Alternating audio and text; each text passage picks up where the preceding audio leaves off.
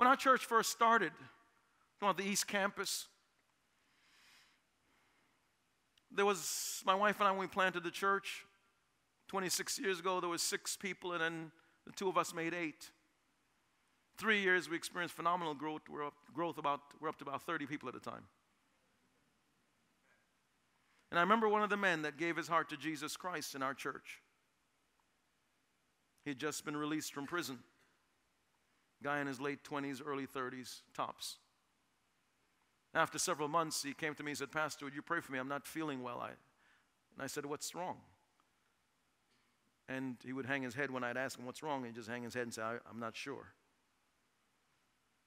I later on found out why he was hanging his head when he was answering my question. I didn't know his particular needs, but it was medically related, and so I prayed with him. Several weeks later, I can look at him and see that he's getting weaker and smaller and thinner and more frail. So I decided to, since it was almost like a one-man show, I'm the deacon, I'm this, I'm that, so I decided to go and make a house visit, unannounced. Got his address, went there.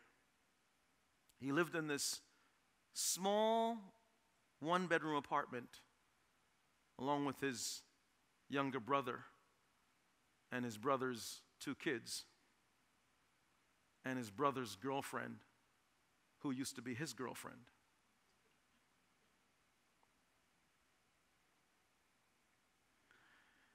And one of the things, one of the things you can't be is judgmental. And you can't sit in the seat of piousness and you look down your self-righteous nose on others, no matter how they're living or what the dynamics may be. Because remember what I said before, that when Christ finds us, our life is interrupted. And that's all this man knew, was to live the way he lived. In a couple of weeks, I had the duty of preaching his eulogy. Because back then in the 80s, he had AIDS, HIV, and didn't have the medicine to help extend his life. And so what he was asking for, that he knew what his sickness was, but he was embarrassed to tell me, not knowing if I was going to be judgmental or condemning or belittling or so negative and hurtful to him. He was afraid.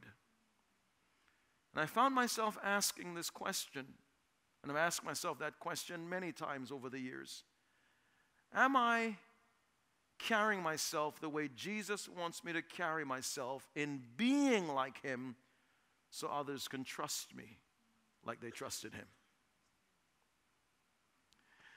And I wonder if, as you are working through your spiritual growth and the dynamics associated with your listening and heeding the call of Jesus to follow me, if you're thinking about the dynamics of the role that the being is just as important, or if in fact in many instances more important than doing. Because a lot of people can do good things, but it's not stemming from their being like him. It's just that their proclivities to do that good thing.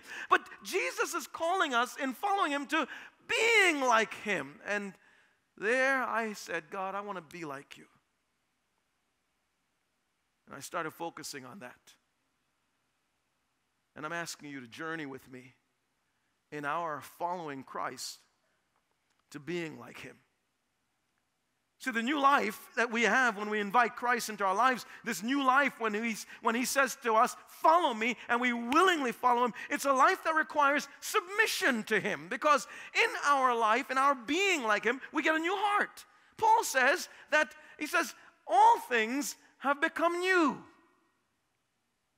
The old has passed away. We have become a new creation. We're actually new in Christ. And the way we can be able to willingly submit to him and let him sit on the seat of our lives, the whole seat, is when we realize following him means being like him.